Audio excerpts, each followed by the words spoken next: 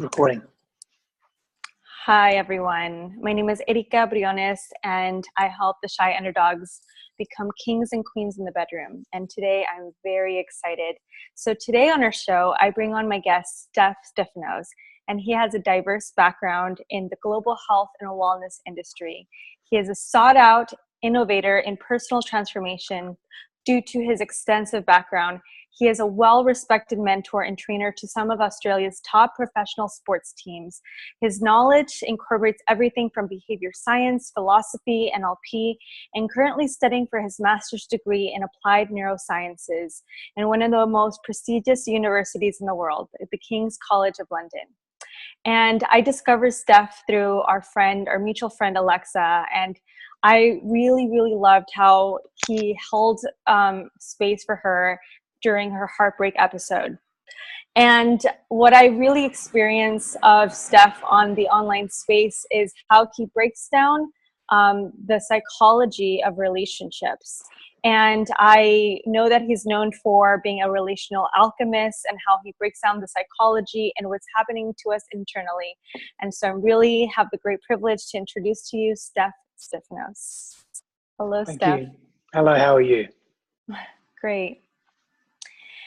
And so thank you so much for being on the show today. So one of the first questions I ask my interviewees is, what turns you on about life?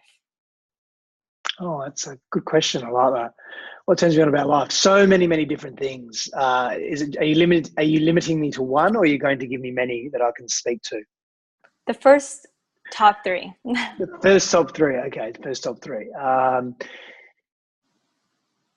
Spending time with people that I love and care about, people that resonate with me deeply. So being in a very strong, supported social circle, and having fun in those social circles, that turns me on. Growth, learning, wisdom, teaching. I was a bundle that all up in one. So growing, learning, understanding the world from different perspectives, growing through that, transforming, and then imparting that wisdom or that knowledge and really serving others. And probably that's the third one, and then this is no particular order, of course, is that serving of others, really serving others and assisting them in becoming the grandest version of themselves possible, really breaking down their perceived limitations of themselves and how they move through the world, and allowing others or helping others to really move with greater freedom and liberation through the world. That's very exciting for me.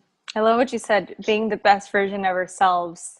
And I feel like I've heard that a lot on my own personal development, from hearing podcasts, listening to Tony Robbins lectures and Audible, and reading tons of books. And I feel like it always changes, as you get older.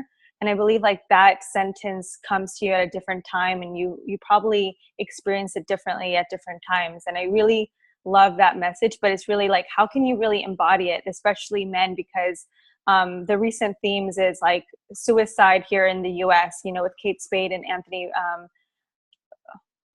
Bourdain. And so it's been a topic on my mind, and I really feel that men need to have a conversation around like, vulnerability or sharing what's actually happening. And I would really appreciate your insight, because I do coach a few men in my programs. So I would love to hear, like, how can men really speak to other men powerfully without getting in their head, right? It comes down to a number of different factors, but one of them is that, what I mentioned earlier just a moment ago around what excites me is being with people that I have a very deep connection with, and spending time with people in that space and having fun and play and just being connected. And every day I connect with a group of men where we train, we exercise, we move the body, and it's fun, it's tough, it's focused, it's fun, but there's support there. And I'm very fortunate in my life, I'm very blessed that I've created space and intention to ensure that I have strong support circles, not only from all people, but specifically with men. So when we're speaking to men, one of the important keys for men to maintain a strong mental, or to maintain mental health and mental aptitude, and begin to express themselves organically and tap into emotional health, emotional fitness, emotional intelligence. It's surrounding themselves with healthy masculinity, healthy masculine men as well. And knowing that if they are stuck, if there is a pain point that they are experiencing, or various pain points that they're experiencing, or they're having trouble in an area of life, they can share that load and share that burden. That problem shared is a problem halved. And it's not about problems, it's about puzzles as well. So helping men not see the world through a lens of problems and having to solve that problem or fix that problem or fix themselves, but it's, again, make it more intriguing, make it more of it's not a problem to solve, it's a puzzle to solve. And taking that perspective is useful because it decreases the amount of pressure that we place on ourselves. Therefore, we don't feel so much neural tension. So our physicality relaxes, our mental faculties, they're not so overwhelmed with having to fix this problem, because if we don't fix it, we're not good enough, or we're not enough, or we're not valued enough, we're not worthy enough. So surrounding ourselves with men that can support us in our journey is very important. It's something that we've lost in modernity, that tribal connection, that sense of tribe and community.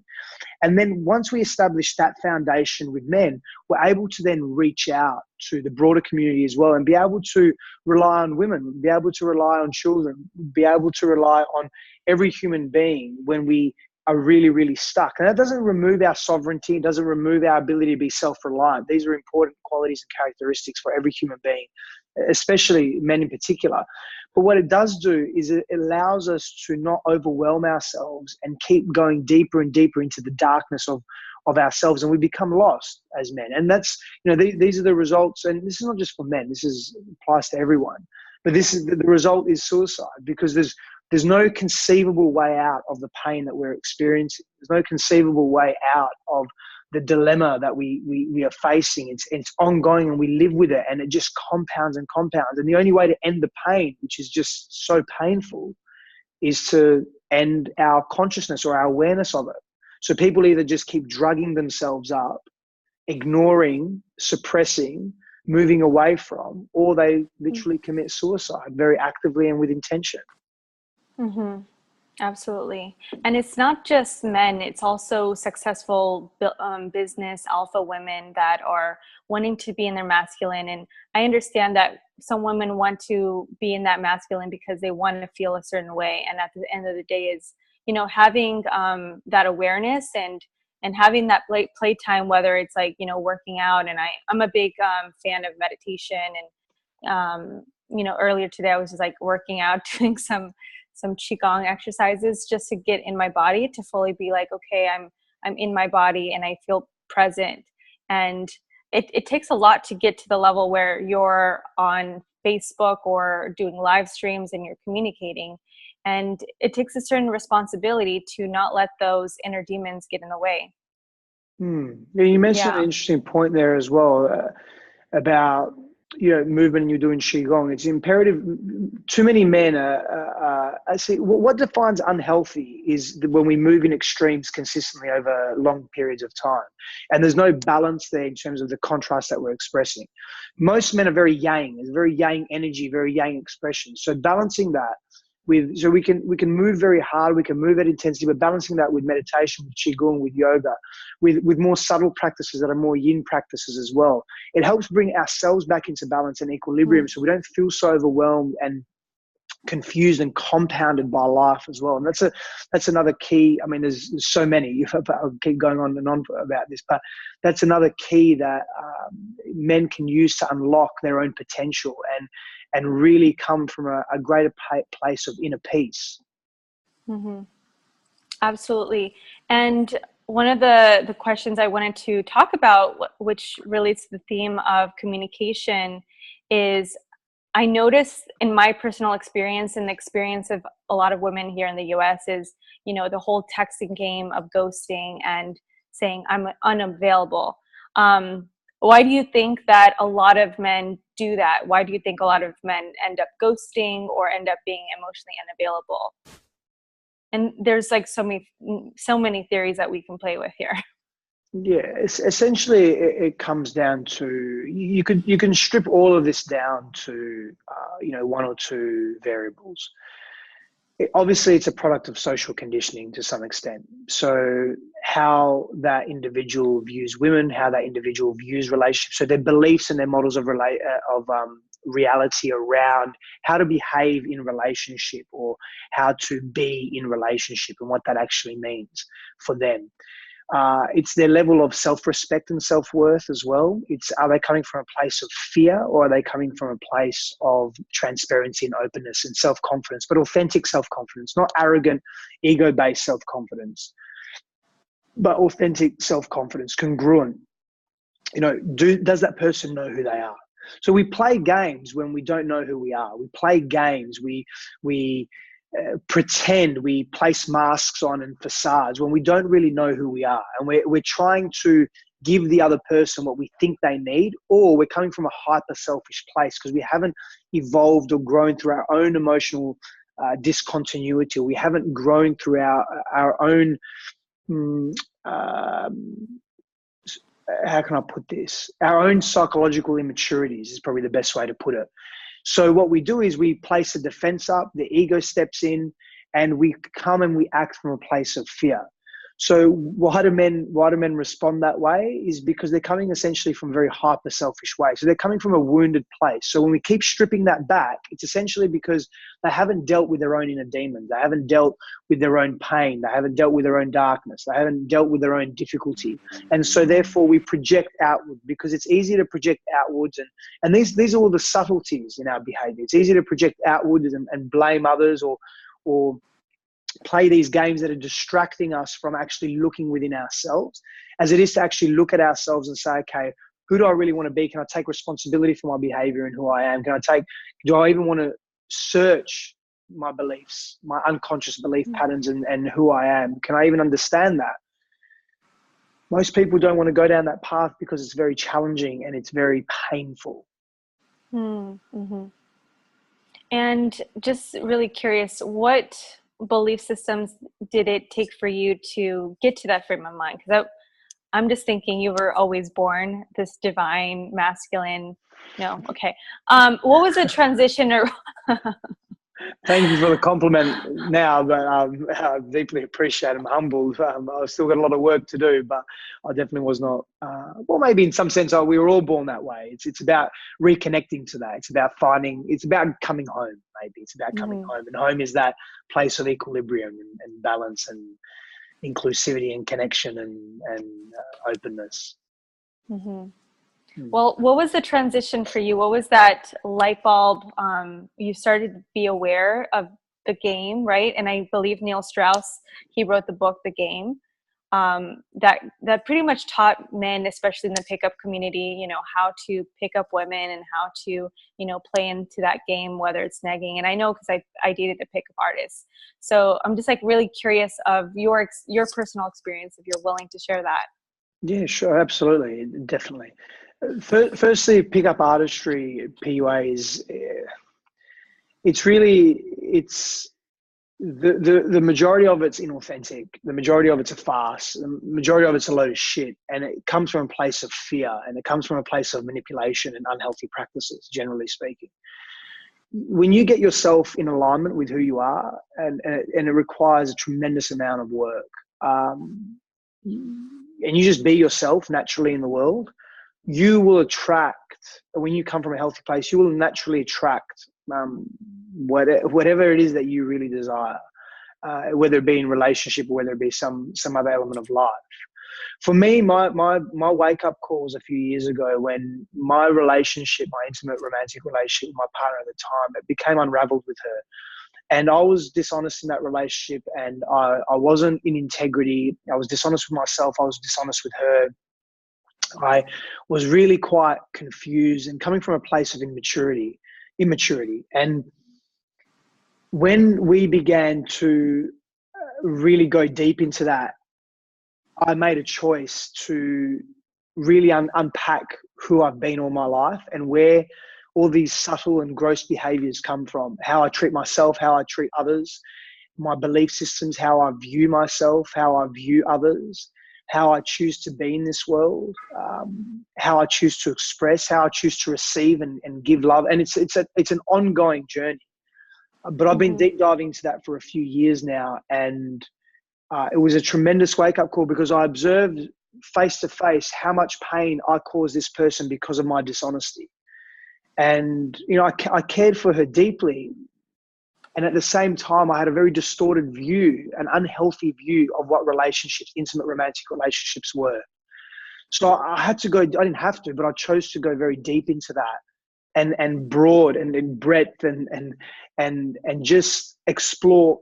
I made a commitment essentially to explore every facet of my being and define what it means for me to be a man in this world, and what it means for me to be in my healthy masculine, what it means to be an honorable human being. And I had to unpack all that, and I had to delayer a lot of who I was and what I was being, how I was behaving. It was very confronting, and there's a lot more details to that. But essentially, she assisted in facilitating that for me as well. But I made that conscious choice to be a different person and to be a person of integrity. And I didn't know where I was going. It was unknown for me. It was immersing into the mystery, into the darkness, and it was quite confronting and very, very painful and fearful. But I made that commitment. No matter what, I'm going into that space, and that's all there is to it. And it's an ongoing journey, of course, but I have come a tremendous way compared to where I was internally, and then externally how I move into the world as well. And I really like that you said it was an introspective moment. So what came to mind is Kenzo versus Centauri. So there's this distinction of sometimes people change through those, like they're so inspired, maybe they'll go to one of those motivational speaking events, Tony Robbins. They're like, yes, I'm ready to change. Or it can be that painful, I'm so sick and tired of this moment. And for you, it was like, I'm aware of that thought. You're coming from a place of, okay, I'm willing to change. And so I really believe that that self-awareness, I'm not sure if that came through meditation or prayer, but however you got to that place. And I definitely feel like you've done the work, because now we're having these conversations to really help other people on their journey as well.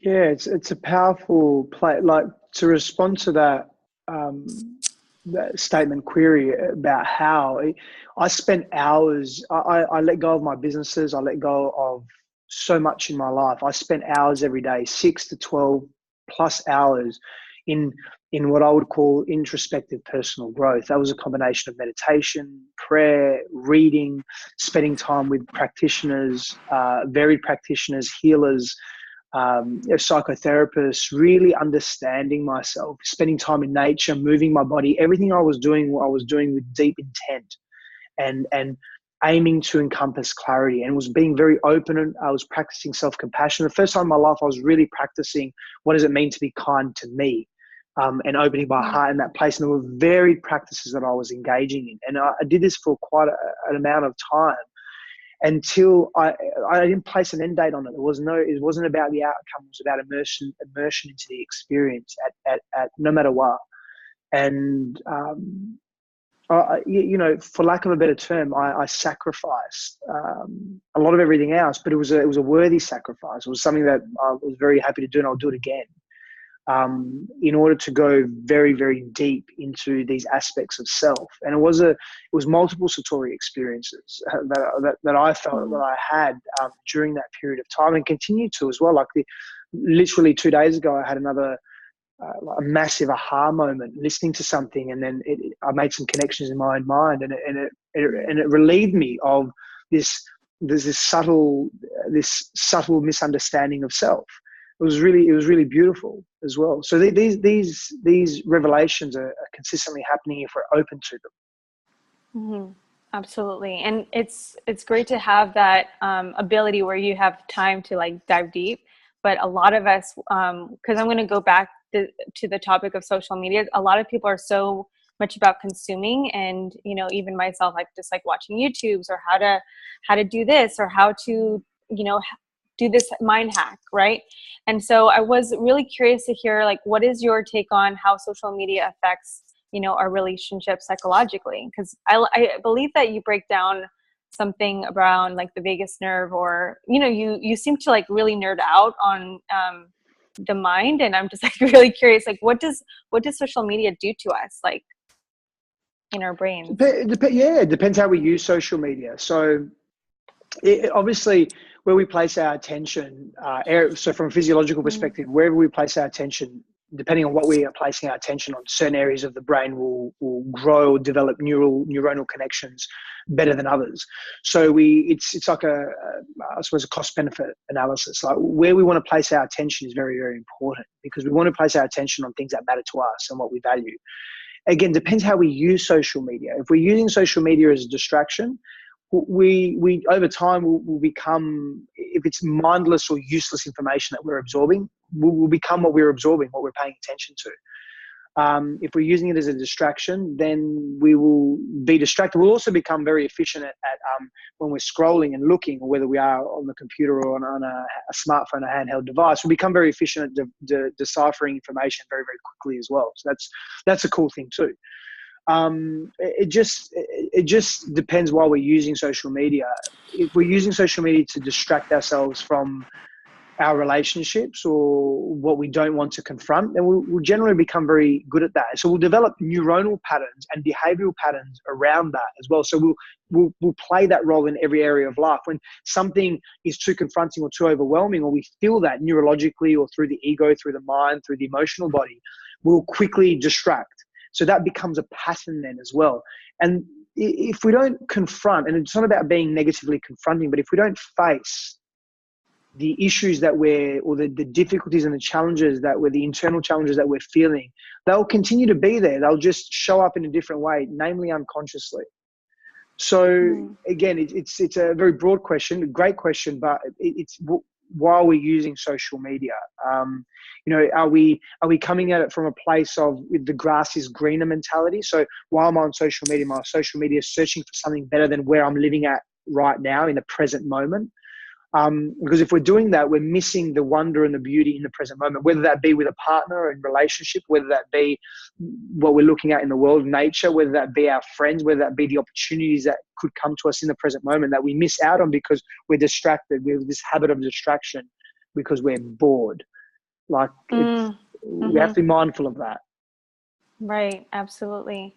And I was just thinking about, you know, even before social media, there was a newspaper. I feel like there's always, you know, or billboards. People were always distracted, except now we have like that sound, like the ding, and we're just like, oh, I have to get maybe someone's messaging me or someone's texting me, or maybe I'm getting a new follower for some influencers. And I really believe it's just a matter of like, you know, turning off your phone first thing in the morning. First thing in the morning that I do is like I meditate for 20 minutes no matter what.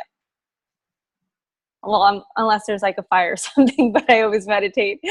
Yeah. So one of the next topics that I want to get is like the juiciness. So one of the big conversation pieces on my Facebook wall was about why do people have casual sex? And there was about 123 comments regarding people's belief systems around casual sex. There was, you know, half of the people saying, oh, casual sex is just wrong. It's bad. I'm just going to save myself for a deeper relationship. And I can see both sides. I can see how, you know, at certain points, like, okay, I could see that some people want something meaningful and other people are like, hey, it's fun. Maybe it's just their personality. Like maybe that's what they value. So I'm just curious about your take on why people have casual sex.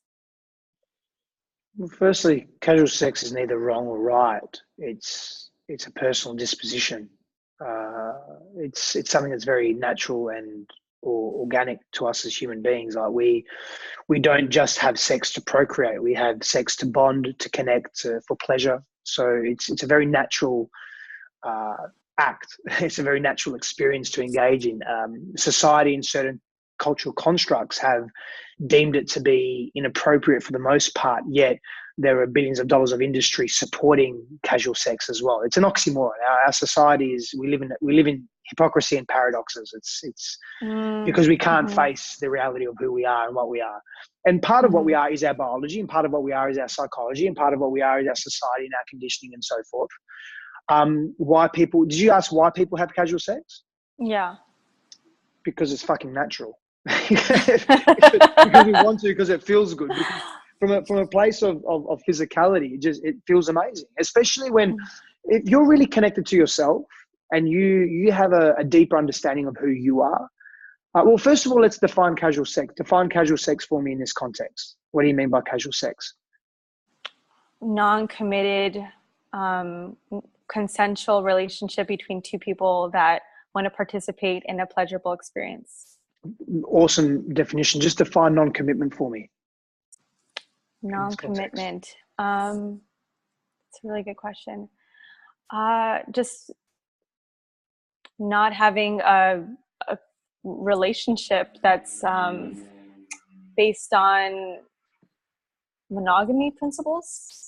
I know it sounds like a question. I've literally have never been asked that question before, so I'm figuring it out with you. Yeah, it's good. That's good. So maybe in this context is non-committed, non-monogamous, and no intention of that relationship being sustainable or long term. Is that would be part of it as well? Yes. To define casual sex, and then also, are we removing an emotional context from that as well, or a deepened emotional context, or can that still be part of casual sex in this definition? In this context? I believe it's fluid. I believe it could always change, right? Yep. I mean, I grew up from a Catholic background, and so my expectations is something that I was talking about, that I was coming from a place where, okay, I'm going to have sex for marriage. I'm going to save myself for marriage. Eventually that didn't happen. And now I'm okay with the idea that if it happens, great. If it doesn't happen, great. I don't have pressure on myself for it to happen. And I believe because I had so much pressure on living to that expectation based on society, that I feel so much more free and liberated. I do say that there's a part of my values that I do deeply desire a long-term partnership. Whether it turns into marriage or something serious, I have no expectations.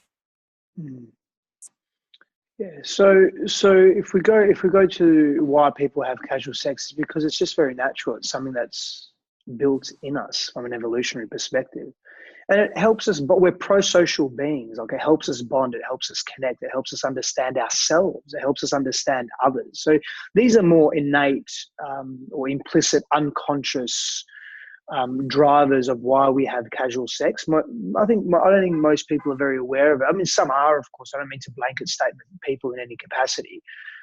It just depends who you are and what your intentions are with respect to casual sex. But the why behind it is because it's something that is necessary in our lives. Like, we don't have to be pair bonded, or we don't have to be deeply in love with every person that we have sex with. We have physiological urges as well that can be met through that bonding. Now, if you are emotionally intelligent, you carry with yourself emotional fitness, and you can communicate consciously, and the other person can as well. The experience is heightened. Now, again, doesn't mean it has to last forever, or it has to be monogamous or non-monogamous but last for 10, 20, 30, 40 years. No, not necessarily. There are so many factors that play a part in determining who we choose to spend our time with on an ongoing basis. Part of that is our own unconscious fears or unconscious belief systems. Part of that are circumstantial, so they're environmental. Part of that is what the other person yearns for or desires, or where they're at in their life, or where you're at in your life, and they're having clarity on what you want. And maybe it serves a purpose for a brief period of time, and maybe it doesn't. But ultimately, the response to the question is that sex is very natural, and it's through oppressive structures and dogmatic constructs, such as extreme fundamental expressions of religion, that have oppressed and suppressed something that is very natural within us. So we're caught in this paradox, we're caught in this hypocrisy. Like, we really want to engage in something, but parts of us are telling us, or parts of the world are saying, no, don't do that because you're bad if you do. And then, of course, the psyche and our neurology does not want to be part of the out group. We want to be in the in group. So we want to do and be what we are told to be, or what the status quo says, because that way we feel safer.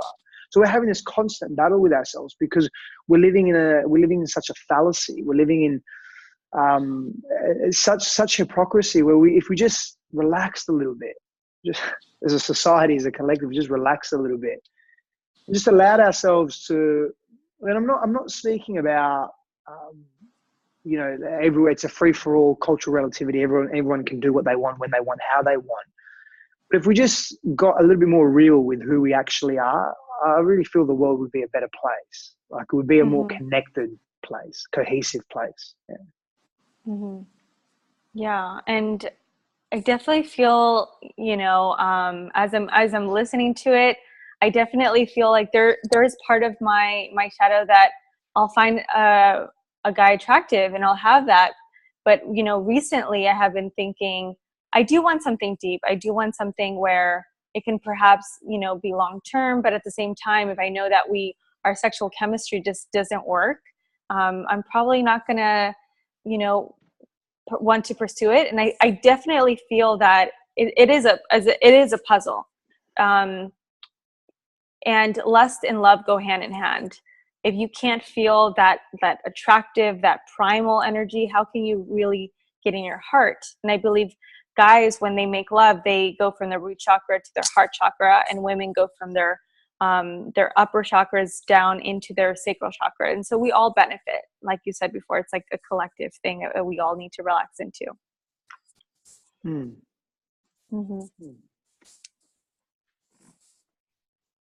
Does that make sense? Yeah, absolutely. Okay. Yeah. So the next question is, this is what I hear from a lot of my clients. A lot of my male clients, they want to please a woman because they want to make her happy. And so I feel like it creates a disconnect. Oh, I just want her to have like a really good experience. I want her to relax.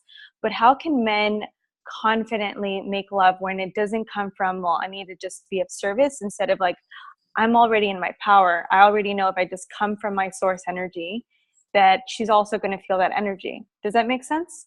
Yeah, it's a beautiful question. Essentially, it's about striking a balance within ourselves of being able to give and being able to receive in equanimity, or in equity. So when we're able to do that, we find that the interchange, and we're able to also express that, consciously communicate that with the other, we find that the interchange is deepened. It's very different. Now, what underlies that is essentially how we've learned in our lives to give and receive love, or give and receive affection. So this can become quite a layered or complex exploration of self, but one that is very fruitful if the path is walked in this space. And what I mean by that is that if a man is consistently giving,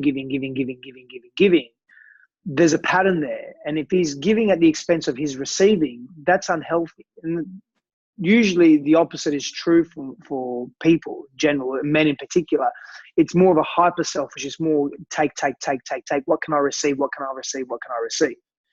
And again, when we look at the patterns of that, it's why is that occurring? Why is it that a man is consistently giving? Because somewhere in his development, through his developmental years, he has learned through interaction with the world and his environment and his primary caregivers that the safest way to be in the world is to give, because that will keep us safe psychologically, physiologically, etc. That's not the case, though. That's not sustainable. So we bring these behaviors, we bring these attitudes, we bring these belief systems, these underlying substructures of how we view the world into our adult relationships. And we're usually behaving in extremes. And that's not healthy. That's not sustainable. That's why it's not healthy. So finding that balance, that equilibrated balance of giving and receiving, and communicating that. And the only way to communicate that is to know yourself. So it's doing that deep explorative work on self, the shadow self, understanding who we are, what our needs are, how we enjoy to give, how the other enjoys to give, asking questions about the other. So coming from a place of what I call selfish selflessness, where you're able to be very clear on who you are and what your needs are, but you want to simultaneously give to the other person as well. And there's receiving in that too. So it doesn't have to be, hey, I'm going to give you a massage, you give me a massage now, or I'm going to do this for you, then you do this for me. It doesn't have to be like that. That's a stage through the evolution of relationships that is very valid, and just as the stage of hyper selfishness is. But eventually we even transcend that as well, and becomes an unspoken truth, because it's all about knowing self. It's all about going deep into self and then expressing that into the world, to explain to the world exactly what it is that you want and you need. And then you're able to give from a place of transparency and openness and authenticity, congruency, essentially. And what are some things that people or men can take away to start practicing, learning how to like give without coming from that, give and take mentality, or the 69 model?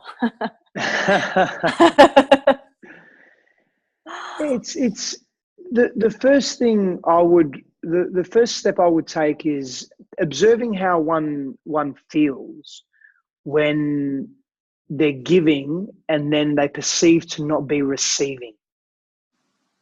What are the emotions that are coming up? What are the frustrations that are coming? Obviously, but there's potentially frustration there. What's underlying that frustration?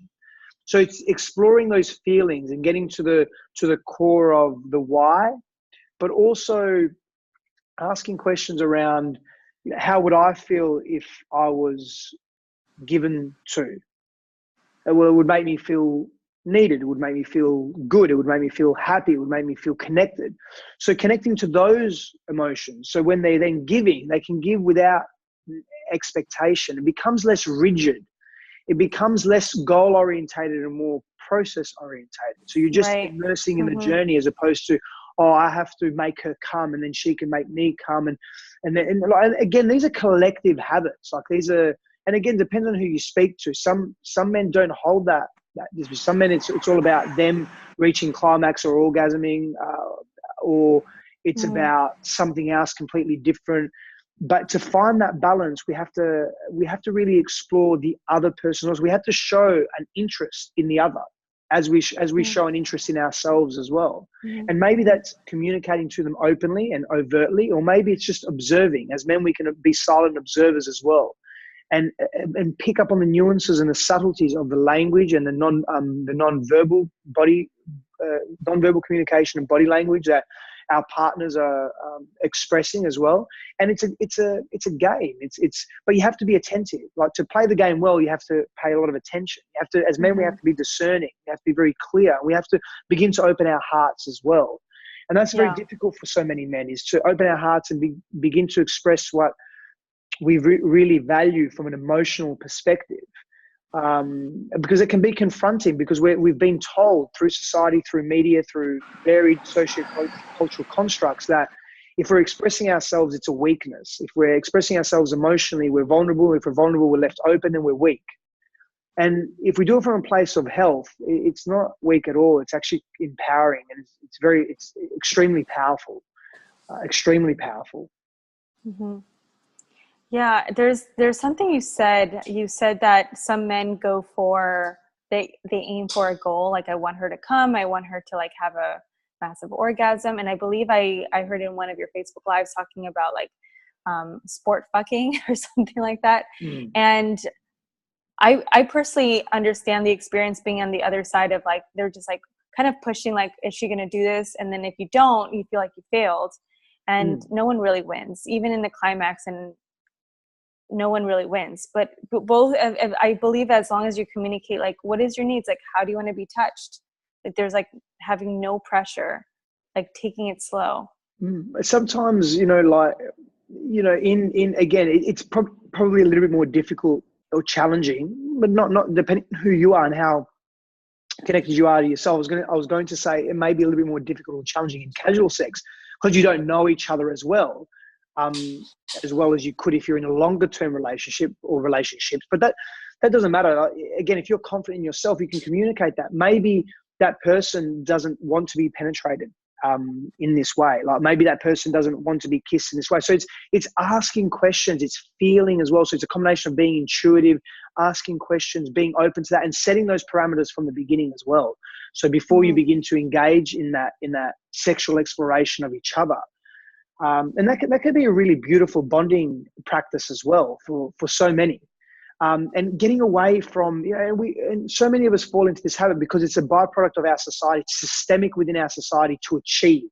Again, it's a hyper masculine trait. So it's achieved. So in the bedroom, we'll use that as an analogy, but when having sex, because it can be in a park, it can be on a couch, it can be in the kitchen table, whatever. But when having sex, it's like, oh, we have to have an outcome. What's the outcome? Oh, of course, it would be an orgasmic experience because that's a peak state. Well, let's get into that. And we need to begin to disconnect from that as much as we possibly can and begin to just be in that now moment and sharing that with that individual and allowing, but being active in that allowing for what is to unfold to simply unfold. Mm-hmm. Yes, just stillness. Stillness is massive. It's a massive practice of my own personal practice to be still. I really feel disconnected when I'm not still and when I'm not silent and when I don't engage in that daily practice of stillness and silence. Mm-hmm. For me personally, it's very important for me. And I feel it's like, I've said this a few times, it's like the creator of the universe, God, universal consciousness, whatever you wish to call it, asked itself, where can I place all the secrets of the universe? Where can I place the secrets of the cosmos that need to be earned to really be understood and felt? Maybe I'm anthropomorphizing here to some degree, but anyway. And then God said, I know, I'll place them in silence and stillness because that's where people fear to go the most. Mm-hmm. There's so much wonder and beauty and truth and deep revelations that come from being in stillness and silence around self and others. How to be in this world. Absolutely. And that's a powerful tool in our society because a lot of people see stillness as boredom, which leads people to, I'm like really bored with my wife, or I'm like just like giving up because like I don't feel like it's more. Like people are like, I need more tricks, more lube, more this. Yeah. And so if people can just like learn how to be still, which is, comes from Tantra, like weaving masculine and feminine energies, but just in the stillness, like you're gaining so much understanding. And sometimes people get vulnerable. Some people, even if they do stillness and they realize they're not meant to be together, that's powerful. Very powerful, because then you can begin to live authentically instead of living a lie. Mm-hmm. And why do you think, in a deeper sense, people get bored? And I believe that you said this before, it's a byproduct of our society. Because they're getting, at a deeper level, they're getting pushed. Well, there's probably two reasons. One, because there's a legitimate mismatch energetically, emotionally, psychologically, relationally in that relationship. But for most of the time, it's because we're getting pushed to our edge and we don't want to confront by our partners, because our partners are very powerful mirrors of who we are internally, our shadow aspects of self. And we're getting pushed to our edge and we don't want to face that. So we externalize and we blame and we project and we say, well, it's our partner being this and doing that and this relationship's fucked and it's not working, I'm out. And they end up self-sabotaging and cheating. Yeah, that's a depending on your personality trait, that's a potential byproduct, and that's what happened to me multiple times, absolutely. And as men, in particular, it's a easy go-to as well. It's an easy distraction, as are drugs and alcohol and so forth, or workaholism, whatever it may be, any distraction. But when we're pushed, to answer the question, when we're pushed to our edge, and we don't want to face that darkness, because it's perceived to be ugly, but it's all beautiful. But it's perceived to be ugly. It's deemed by society. And again, we don't want to be in the out group. We don't want to let people know that we have this ugliness within us. And our partners, intimate partners, will bring that out of us unconsciously and or consciously. And then we can't handle that, and we fear it even more. And we go into a deeper cycle of perpetual fear, and we externalize and we blame and we project and we push away and we break up before we can actually get to the gold and get to the equilibration and the freedom and the liberation from this unconscious fears and pain that we've been harboring for so long. And what do you believe is the gold in relationships? The gold in intimate romantic relationships? The gold is being able to harmonize with each other. In other words, be there for each other to heal. For me, the primary purpose, and this isn't an end goal, this is an evolving end state, basically. So it's never ending. It's consistently moving through. Is to be of service to each other and to be of service to all sentience. So intimate relationship for me is about healing, is about equilibrating, it's about growing, it's about breaking through. So utilizing each other as powerful mirrors to honor each other and to help each other grow. And then you as a unit, because ideally you're two whole beings. You're not fragmented and fractured coming together trying to create wholeness. You're two whole beings that, sure, you have fracture and so forth within you, but you recognize your own sovereignty.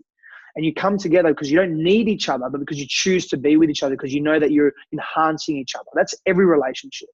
You're evolving each other the more time you spend with each other. That includes the challenges, the fears that come up, the difficulties, the emotional extremes that you experience. But you're there to serve each other, and you're there to serve humanity, or serve all of sentience and consciousness, because of the dynamic that you share. And that's, for me, that's what relationships are about. Mm-hmm. And I really value service as a top value. And I believe actually one of my love languages is service, now that I think about it. So that's pretty cool. And what's your top, actually, what is your love language? All of my love languages are pretty close. So my top three, based on Gary Chapman's work, my top three are acts of service, quality time, physical touch. Mm-hmm. They're very, very close. I literally I think, I did it a while ago now. I think two are the same, and then one is like 1 point behind or something like that. We're a combination of all of them anyway. But yeah. It's a spectrum. Yeah, definitely. But acts of service is a big one for me. Yeah. So I have a few more questions left. So what advice would you give to men that really just wanted to kind of learn how to start communicating powerfully with their partner? Yeah. Begin to communicate powerfully with themselves. So take ownership instead of who they are, and begin to observe the patterns in their lives. In relationship, it's a great place to start an intimate relationship. How they feel about themselves, how they feel about their relationship, the important relationships in their lives, and begin to deconstruct themselves. Yeah. And what top three questions did you ask yourself on your journey before you had that awakening? When I say that is, I heard this quote about master your questions and you master your life. Like the kind of questions you ask, master your life. Yeah, the quality of the questions we ask ourselves lead to the quality of the lives that we live. Absolutely. I'm a big believer in that. And that cognitive access point is one way to also deeper access our emotional well as well. The top three questions that I ask myself, or three questions that I ask myself, why am I behaving this way? So what was my why for this behavior, for all of this behavior? How do I really feel about myself? Like, what is my connection to self? And who do I wish to really be in this world? I really love that. And one last question is, if you can time travel back to when you were a young lad, let's just say 15, 17, what advice would you tell yourself about women and sexuality?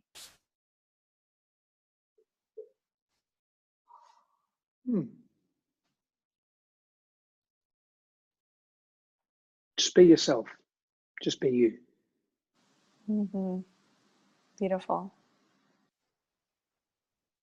Well, thank you so much, Stefanos. I would love to hear, how can people find you or hear about what's the newest project that's coming up? We'd love to hear about it and support you. Oh, thank you so much. So you can reach me on my website, stefsifandos.com, STEFSIFANDOS.com. And the social media handles are all the same as well. So Stef Sifandos on Twitter, Facebook, Instagram, YouTube, etc. Follow me on my YouTube channel as well.